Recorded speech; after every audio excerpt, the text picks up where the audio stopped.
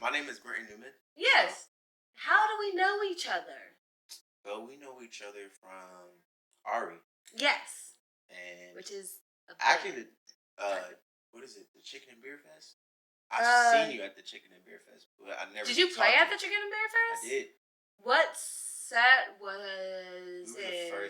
The first set. I kind of knew it because I was running around and stuff. It was before I was covered in paint, so that's all I know.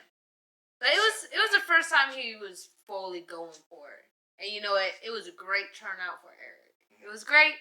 He's a great person. Like he's killing. He's killing the game right now. He's an OG.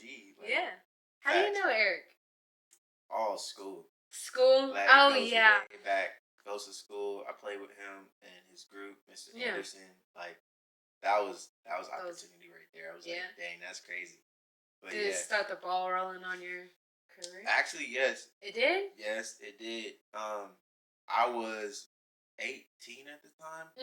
17 or 18, and I couldn't even go in the bar like that. Like I couldn't. Yeah. That's fun, isn't it? Yeah, that was really fun. I went to Cincinnati, played with him in Cincinnati, and then they had to write band on my hand because I was so young. That sucks. How did that? I was like, how'd that make you feel? You said bandstand. I mean, I wasn't gonna drink anyway because I was with my grandparents and my mom. I'm like, why would I drink with them in the first place? Like, bit awkward. Yeah, not the right moves. That's way awkward. Yeah, but I was so hyped in the moment that I really didn't care. Yeah. So how many events or bands have you played in? Because you sent me a list and it was kind of a lot. It was a lot, and I don't even think I added all of them. I had a feeling that you didn't. Because I forgot. I was like, there's something that I really don't remember. But like, it's about. If you could ballpark a number of bands you played in, how many would you say? Probably say like more than 10. More than 10, less than 15? Okay. Less than 15 or 20. Okay. 15 or 20, so it's going to be in between 10 and 20. That's nice. That's big range. Okay. But what type of music do you like to play the most? Because I feel like with that number of bands, you have a big range of music you can play on the drums. So. R&B. R&B, yeah. R&B, and I have to say, like, my style is like R&B / pop rock. Pop rock? That sounds so odd, like, but it's just, I love some, like, halftime feels. Kind of funky kind of thing. Drums, loud drums. I'm like, bro, I need to feel them drums, like.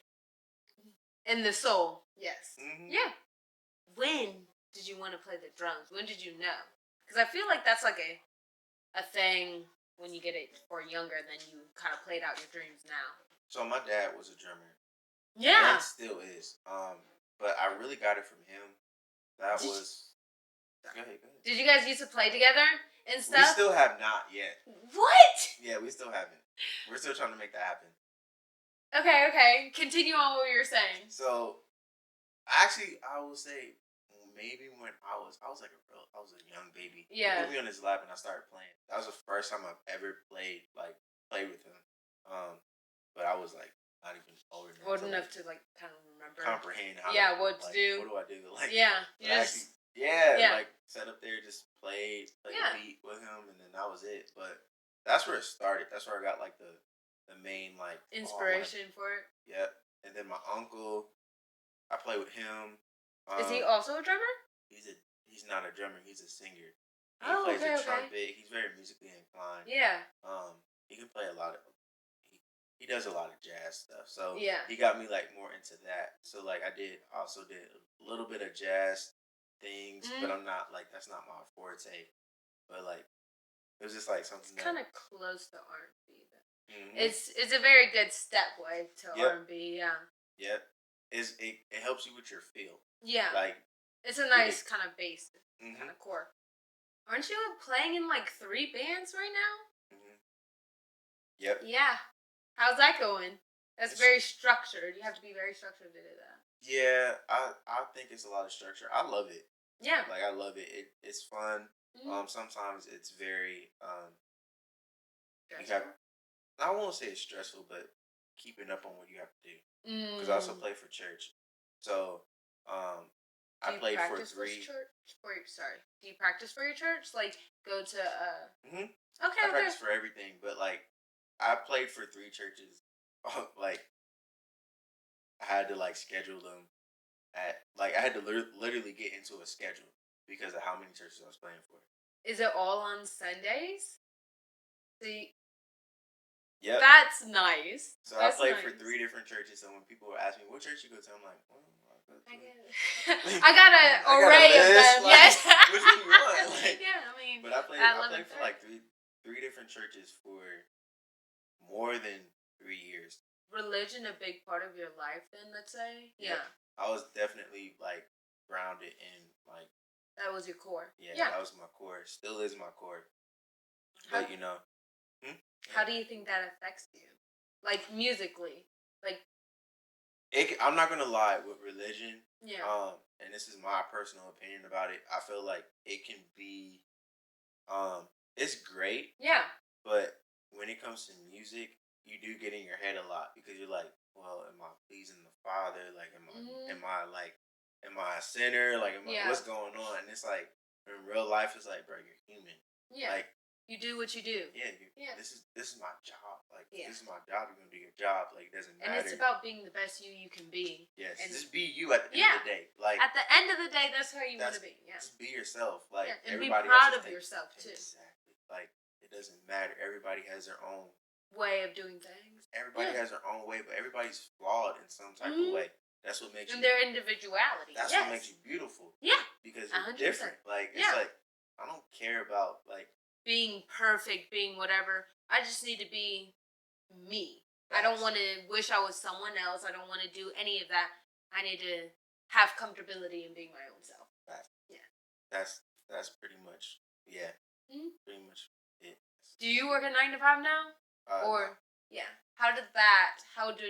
When did you know where you're like 9 to 5s are not my life? 2 years ago. 2 years ago. Mm-hmm. Did you immediately cut it right there? I did. Yeah. I did. I was working in a warehouse and I was like, you know what? I was literally just walking around. I had no reason to quit. I was making good money. I was like, I like it. All of a sudden, it just clicked. Why am I doing this? Like, worker bee syndrome right there. Yeah, I was like, why am I doing this? I can quit. And I'm like, you know, I'm going to quit. That was so like that. I don't advise anybody to do that. No, I did it too. That was fun. Like, why am I doing this? I'm like, and I looked and I'm like, I don't need this job. And I'm like, in my head too, I'm like, yes, you do. Like, like this is don't security say you don't right need there. This job, like you do need this job. I'm like, no, I don't. So I went up to my boss and I was like, you know what? I quit. Here's my last day's notice. She was like, what? And I'm like, no, I'm dead serious. You have a good one. Okay, well, we'll see you at lunch. Had a whole conversation before, like they didn't know. Yeah, you walked around 30 minutes like, you know what? Quitting time. Yeah, it's serious. I walked in there. You know, today's my last day, and they were like, what? Yeah. And we were like short-staffed and everything. Short-staffed, yeah. You did not care. You said, I'm putting myself first every day of the week. Yes. Do you regret it at all? I actually don't, because I started barber school at that point, and then just started following the paths that I like to do, and I really have not regretted ever since. And I've pretty much been working towards my own business. Yeah. So that's blessing right there. So much blessing. But like, hopefully by the end of 2 years from now, I should be fully into my business. So, the barber shop. My business as a whole. Yeah. What's your vision for it? What's your vision? So my business itself is Elegance Newman. Okay. LLC. So it's actually like it's licensed by the state. Yeah. You trademarked it. Mm-hmm. So, but my vision is I'm not going to share it all. I don't want nobody to steal my stuff. No. Okay? But like this is classified, guys. Classified. Yes. Disclaimer: you can't steal nothing. Yeah. Cause but pretty much, my goal is to merge music and barbering together. How are you gonna do that? Sorry, you don't have to. This is classified. Yes. You'll see. Yes. But I already have it like in the works. And I have it like written out and stuff like that. So that's great. Yeah. Okay. So I'm just honestly just following the pathway that is following the pathways, and I'm not gonna lie, listening to my inner man too. Like I'm listening to what I feel like this is right. Oh, okay. I thought you meant like Enterman, like as a musical artist. I was like, I've never heard of that person before in my life. No, just like you should do this or you shouldn't do this. Oh, like, your conscience. Yep. Okay. I'm just kind of just coasting because it's like if I feel like I have to do extra work, maybe it's not the right time. Maybe this isn't the right path for you. Maybe you should just go back and wait. Like most people they don't like waiting because patience is a virtue. That's one thing you have to learn. Yep. Very, and it sucks, but at the same time, it sucks because it's like when you see everybody else around you, your friend groups and stuff like that, you're sitting there like, dang, you're making it, but what am I doing? Yeah. Like, but you don't understand. Well, you have to learn that you're building your foundation. Facts. And it takes time for everything to pop off, but once you build your foundation, it can't be knocked down. Facts. Especially with a good foundation. And I'm learning too, you can't base your foundation off of other people's. You can't, because you can look around and you can personally, you can look at someone else's success and you think that their success is great, but actually at the end of it, is it really? Because maybe 10 years from now, they might be where you are because they jumped to success early. Too quickly, yes. And maybe it's not, but everybody has different paths in life. Yeah. And everybody has a different calling and stuff like that. So it's like, no one person's the same. Yeah. Yeah, just wait for your time. And everybody learns at different speeds. You have a really good mindset. What's that word? Hold on, I gotta think about that. Yeah. What has influenced you over the years that made you have such a good mindset? Do you think? Like, I know it's tons of experiences and people you surround yourself with, and family, of course. Hanging around older people. I'm not gonna lie. I hung around my grandfather, and I still do. Since I was 9. 9. So I always had that like older mentality. Like that always. I'm older. Like I'm. Yeah, in the head area. Yeah, so I'm just like I'm not. Yeah, not pressed about it. Yeah. You go to barber school, don't you? How has that been treating you? Do you love it? We were just talking about you definitely love it, but how did you get into it? I do love it. So my dad's a barber. And I honestly, it was one of those things. Okay, I'll start from the beginning. Okay. So how I really got into it was, I was like, you know what, I need a haircut. I was like, you know what, so I started practicing on myself. That's when I actually started. I was terrible. I was trash. It's okay. That's trash. But I just kept going until I started getting like people saying, "Hey, who cut your hair?" I'm like, "I did." And they were like, "No, you didn't." I'm like, "I'm dead serious. I did. I cut my own hair." And then from there, I went to a Bible college. Everybody thinks I say barber college, but it's not. It's a Bible college. And I went there for 2 years. What's a Bible college? Sorry, this is like a full... So Bible college is a college where it teaches you like spiritual stuff. Like I know that sounds so like yeah, we're gonna teach you the spirit, but like they teach you like history of like. The Bible? Of the Bible. Of and like, the religion and whatnot. You can, like, if you want to become a preacher and stuff like that. I knew I was about to ask that. Like, but I didn't go for that. I went for music. Oh. Yeah, it sounds weird, right? Yeah. So. It's unique. Yeah, it's definitely unique. And so that's why I went. I did not finish my degree. That's why I went. But, like, but yeah, so I definitely did all that and went there but going back, so they pretty much teach you like the Bible and teaches you like different like about the spirit and stuff like that. Yeah.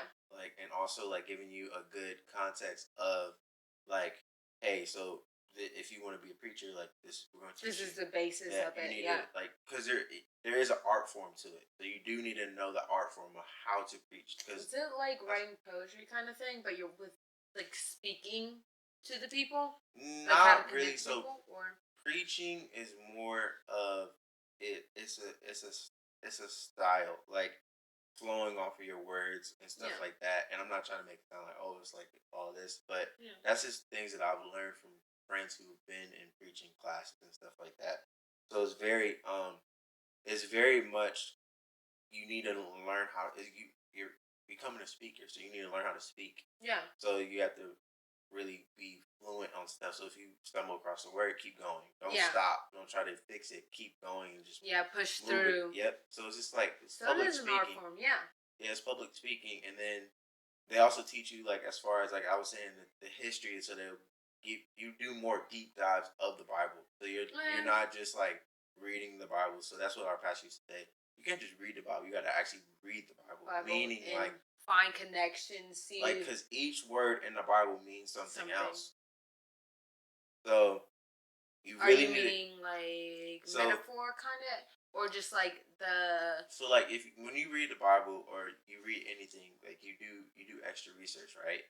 Okay. So when you read the Bible, you should really go back through and really look at it and really decipher through and like, okay, so what does this mean? Like as far as like saying, looking into like the decades of like, okay, so 40 years, this such and such and such went through this. Okay, so what for 40 years what happened? Like this deep dive. Okay, so seeing the history of the people versus the history. I'm not a good person to ask this because I'm not a theologian. But yes, it's different. So it's more different. I understand it. It's definitely different than like. This Bible school. It's a lot. It's definitely a lot. But I went for music. Yeah. And I'm gonna jump past it. So so I went there for music. For music. Okay. And technically I went there because I wanted to further my spiritual life. Education, yeah. And, well, your just spiritual my education. Yeah. Right. Just in general. I wanted to be like a little bit more grounded in my spiritual life. Because I had a ride to go to Central State, but I denied to go to that school, and I was. Do you regret that choice? I do in a sense regret it because I would have been so much further musically if I would have went there. But at the end of it, I was like, you know what? I'm glad I didn't. Chose it, I decided chose the pathway you wanted to go to. Because I'm more mentally like, okay, I know maybe other people are like, make dancers and this, but I'm more. I feel a little bit more spiritually grounded than. You grew your spiritual in that time as long with your music. Mm-hmm. That mind, body, and spirit. Yep. So definitely that was my key and my reasoning. But while I was there, I started cutting hair there too. So I started cutting everybody's hair in the dorms. So I started growing from there, and then they were like, Brent, like, can you cut my hair? And I lied. I'm not gonna lie. The first year I lied, and it was like, you're a barber? I'm like, yeah, absolutely. Yeah, I am butchering certified. For 3 hours butchering heads. Really? Yes. Like, but nobody messing it up, or was it? I was messing it up, but I was the only person helping myself to fix it. So that was 3 hours of trying to learn how to fix somebody's hair, and I'm like, that's a great learning experience right there, though. But when you got old dorm, everybody would and be you got talking class about in the morning. I ain't gonna lie, because of cutting the hair? No, because I was so tired. Like, okay, sleeping through them. Okay. I definitely. That's where I learned. Like, oh wow, I guess this is a passion. I guess I do like cutting hair. So I did it. I did it from there, and then I actually made the decision to go to a barber school after I got out. Okay. I was like, okay, I'm gonna go to a barber school, and then now I'm here. I'm gonna use barbering as my 9 to 5. And then music as my second job. Okay, so it's 9 to 5 barbershop, and then like your side hustle, I don't want to say hobby because that deteriorates what it is. Your side job is going to be music. That seems like a good plan. Music is a business. Yeah. At the end of the day, they do not care. I mean, they do. Your skill level is very low and high at the same time. Your skill level matters. Come on, Brent. But at the end of the day, it's about the business. Like, about the production and all that jazz. Business, like actually having a business. Like, how are you gonna fend for yourself when you're on tour? Like, okay. So it's an actual type of behind the scenes type of workshop. Yeah. Like it's not just producing. You need to have more income because if you're on tour, I've heard other people say this, but when you're on tour, you get all your money up, like pretty much up front, and you have to budget it. I've heard that too, yeah. Like, you pretty much have to budget it. As far as, like, a 9 to 5, you get that in increment. Yeah. You don't get your tour money. Oh, it's like, here's your yearly salary. Yeah. Go ahead and spend it. But I'm not paying you throughout the year. Yeah. If you're traveling for a year, you get all your year's worth up front. Yeah. Yeah, and it's like, oh, you're screwed at the end because you spent it on blah, blah, blah. Food, clothes. Shelter. Yes, and it's like, now you got to find a place to, where are you going to wash your clothes? You can't wash on the bus. Yeah. So now you gotta find a laundromat, find somewhere. You know what I mean? And if it's not on the trail, then it's just like you're spending money super fast and you're eating out, and then you gotta stop to think, what are you gonna do with your health? If your health, you know what I mean? You get sick on tour, then you can't make it to one show, then that's right. But you don't have you don't have that stuff. Life insurance and stuff. Medicare. You don't have Medicaid. You don't have none of that. Yeah. Especially if you can't talk to people. That's raps right there. If you can't talk to people and don't know how to diffuse situations and whatnot, or just keep it pushing. If you have a bad day. Yeah. If you have a bad day, I'm not gonna, like I told you, I woke up this morning, I was like, bro, it wasn't good. But I have to be around people all the time. So I'm like I want to be completely who I am all the time, and that's it. 24/7, Like if I'm not having a good day, I will always tell you, oh, you know what? I'm not feeling it right now. If I seem off, then I'm not mad at you or anything like that. Because people take it serious. Like people 100%. Vibe off of you. Like if you stop thinking about it, and I have to tell myself this sometimes, because you can get so focused on Instagram and stuff like that, social media. Yeah. That you're like, do I have a following? But if you really look and you look at your following right there, and then imagine the people in your room right now. You're going to be sitting 65 there like, people is a lot of people to have in a room. What am I going to do? 65 to 100 people? 2 people shoot. Like, I was like, man, there's a lot of freaking, it's overstaffed. Yeah, 2 people. I'm like, dang, you get afraid of your mom and dad. Yeah. You're listening to your neighbors all the time. It's like, I'm afraid. But you add more people and more people. Yeah. People. It gets a little bit crazy. Mm-hmm. Yeah. They think of the mass, but they don't think of the one. You got to think of the one. Because the one could get you to the mass. Mm-hmm. Like, you never know. You know the one right person, and they're going to suck you up to the next day. Facts. Yeah. Like, I'll be honest, not to bring Ari in it, but Ari, she had no idea that this was going to happen. Like, oh, yeah. Like, how? How did this happen? Yeah, I was like, I always tell her, at least, I was like, if you need anything, just let me know. I got people. Like, I know the right people, or at least I can ask some other people, and because, you know what I mean? Mm-hmm. Like, I asked Ty, I didn't even think he would come through with a drummer, and here you are. And I was like, Ty, how did you know me, bro? Like, what? We went to the same high school, and I saw like Mr. Sam and stuff like that. Yeah. Chicken Deer Fest, and it hit my mom. I knew a drummer this whole time. And you know what's funny? And I knew his sister. And I'm like, what? How did I not know Ty? Like, bro, like, what? And we used to talk, bro. I was like, dude, I know you. Like, well, we didn't talk like that, but I was like, I know you. I'm associated with you. Yeah, I'm like, I feel stupid, bro. Like, what's wrong with me? But like, like, it'd be the randomest people too. It'd be like, here's an opportunity. That's why I'm like, it's really big to always remain who you are. 100%, 100%. And I'll be honest, if you want to do any type of fame or success or anything like that, you want to be in front of people, you really need to get comfortable with who you are as a person. Because if you want to be in front of people are always going to challenge you. Yeah, challenge you, and then get under your skin in some type of way. Know what's up with you too. Especially people can feel the fakeness. Mm-hmm. So if they think, oh, you're fake, I don't know why you are. I don't know that you're having a bad day or whatnot.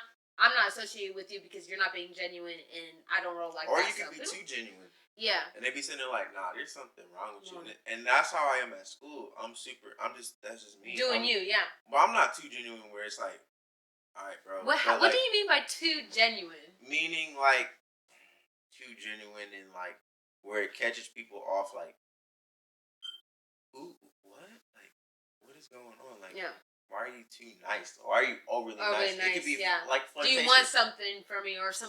Yeah, it could be like flirtatious or something, and you're just like, I'm just being nice. Mm-hmm. And I'm not gonna lie, that's one thing I've been learning because that's just me, and I'm just a general. I like caring for people's needs. Me personally, I grew up in a family who are very like welcoming. We're very welcoming. But we'll give our shirt off of our personal backs to give to someone else. Yeah, this is how we are. Now, when you go to some place that's it's not like about that, it's all about fending for yourself. Yeah. Then that's when it's like, what? It's a standoff. Yeah. Yeah. So it's like I deal with that a lot because it's like people don't. I'm a unique person, and it took me a long time, and I'm still learning to be comfortable with who I am personally. There's nothing wrong with it. It comes with time, yeah. Mm-hmm. Practice makes, not perfect, but practice makes you better at perfect. It. Yeah. Yeah. But it's like, at the same time, you need to be comfortable with who you are as a person, because you don't know who you can touch outside. Yeah. Outside of everything. Your presence matters. I read something, I forget the book's name, but it's like, if you're, I'm going to say genuine, but it was happy. If you're smiling at one person, that smile travels to the people they know, because it affects 3 strands, 3 lines of people. So whoever they touch with that same attitude that you gave them will touch other people, and then those people will spread that happiness. Your own happiness shall spread throughout the world. And it's crazy that it happens like that. And it's all about being yourself and being happy with the way you are, and not letting anything control your own mindset. Yep. Yeah. I agree. Yeah. Thank you for staying tuned for the Boho Factory. This was a great and a fun opportunity, and we'll see you in the next video. Yes.